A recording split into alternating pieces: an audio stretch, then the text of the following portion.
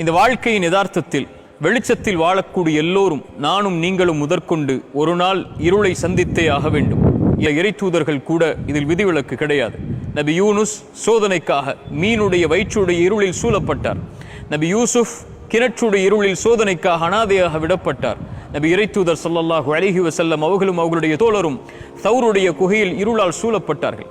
இறை தூதர்களே இறைவன் வெளிச்சத்தில் இருந்து இருளை நோக்கி தள்ளினான் சோதனைக்காக என்றால் நானும் நீங்களும் எம்மாத்திரம்.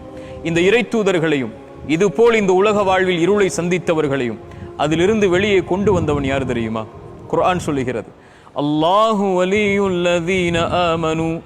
ஈமான் கொண்டவர்களுக்கு, இறைவனை சார்ந்தவர்களுக்கு இறைவன் தான் நெருக்கமான தோழன்.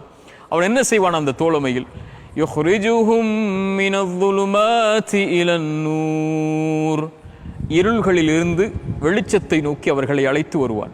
இறைவனை சார்ந்திருந்தால், இருள் நம்முடைய வாழ்வில் இருந்தால் வெளிச்சத்தை நோக்கி ஒரு நாள் நாம் சென்றே தீருவோம்.